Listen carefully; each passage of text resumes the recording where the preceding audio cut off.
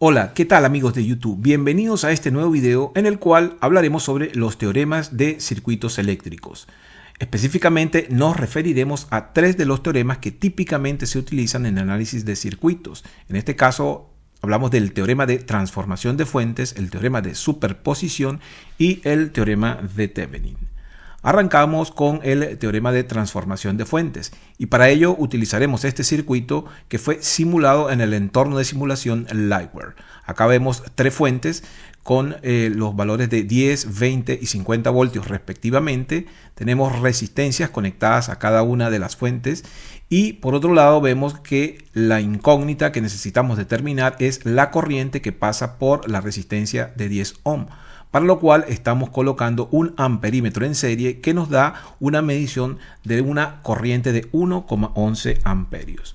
El teorema de transformación de fuentes establece que si tenemos una fuente de tensión en serie con una resistencia, eso lo podemos reemplazar por una fuente de corriente en paralelo con la misma resistencia.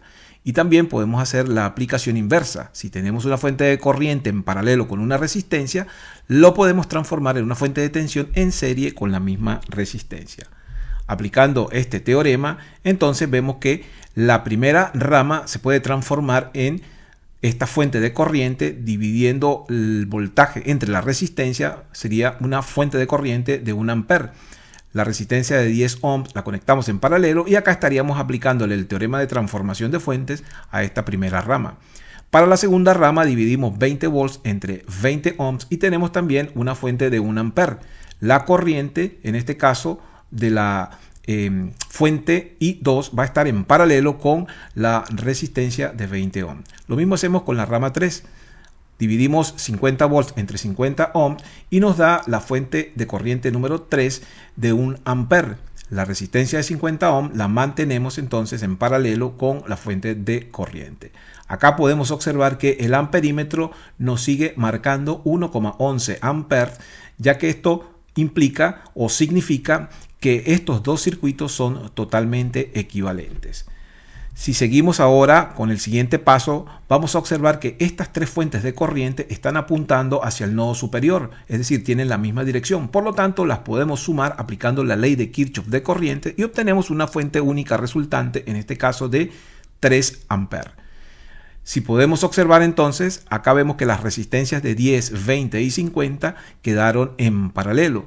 Por lo tanto, aplicando la fórmula de resistencias en paralelo, podemos reducir estas tres resistencias a una resistencia equivalente cuyo valor nos debe dar 5,88 ohms.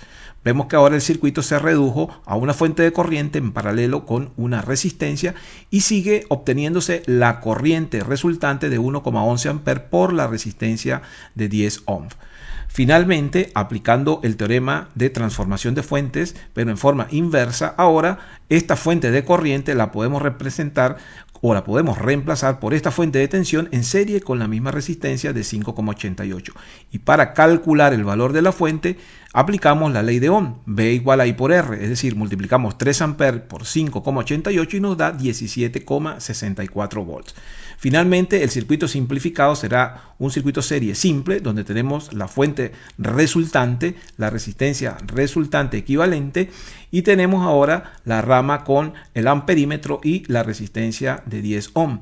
Recordemos que el amperímetro prácticamente su resistencia es 0. Por lo tanto, acá aplicando la ley de Ohm, podemos decir que I es igual al voltaje de 17,64 más, o mejor dicho, dividido entre la suma de ambas resistencias. En conclusión, esa división nos debe dar 1,11 amperios.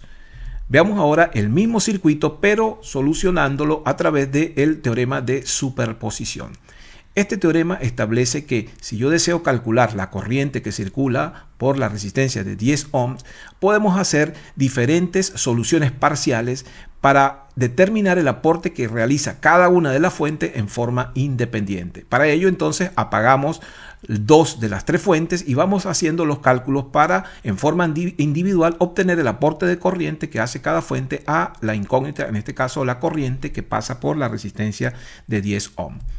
Apagamos entonces las fuentes 2 y 3, por lo cual reemplazamos por un cable o un cortocircuito y calculamos el efecto de la fuente V1 sobre la resistencia. En este caso, como el amperímetro tiene resistencia cero, estas tres resistencias quedan en paralelo y luego, resultando una resistencia total equivalente, podemos obtener la corriente total. Con esa corriente total calculamos la tensión entre estos dos nodos y esa tensión nos permitirá calcular la corriente por la resistencia de 10 ohms. En este caso, el amperímetro nos indicará que tenemos una corriente de 0,37 amperes. Es decir, la fuente de 10 volts produce 0,7 amperes circulando de arriba hacia abajo por la resistencia de 10 ohms, ya que el valor del amperímetro es positivo. Por lo tanto, la corriente entra por el positivo y va hacia la parte inferior del circuito. La segunda fuente ahora, el aporte de la segunda fuente entonces va a estar determinado apagando las fuentes V1, las fuentes V3, dejamos encendida la fuente V2 y hacemos la misma operación. Esta resistencia de 50, la de 10 y la de 10 ohms del lado izquierdo están en paralelo. Si simplificamos todas esas tres resistencias, nos va a quedar una única resistencia que nos va a permitir calcular una corriente total. Con esa corriente total calculamos la caída de tensión entre estos dos nodos y eso nos va a permitir luego calcular la corriente que circula por la resistencia de 10 ohms. En esta segunda instancia también la corriente nos va a dar 0,37 amperes. En este caso simplemente es una coincidencia, no quiere decir que los resultados tengan que dar iguales. Todo va a depender de los valores de las fuentes de tensión y de las fuentes o de las resistencias.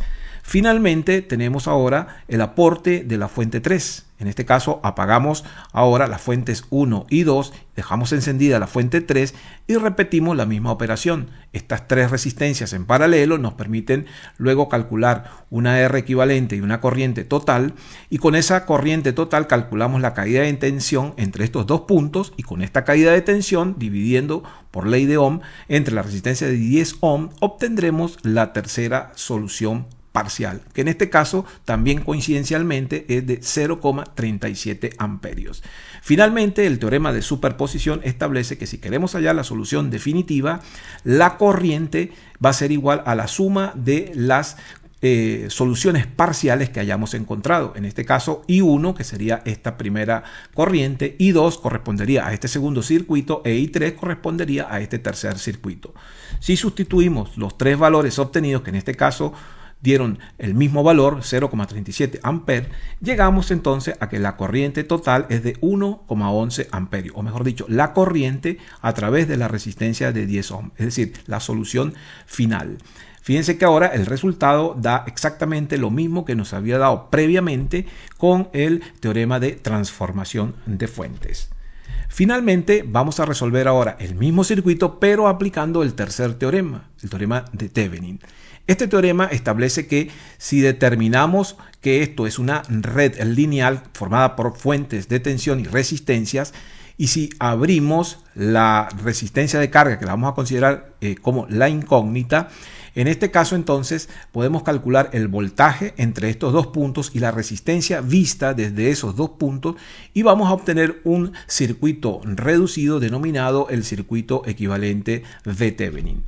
En este caso, para obtener el voltaje de Thevenin, entonces desconectamos la incógnita, en este caso la resistencia de carga, y conectamos en este caso un voltímetro.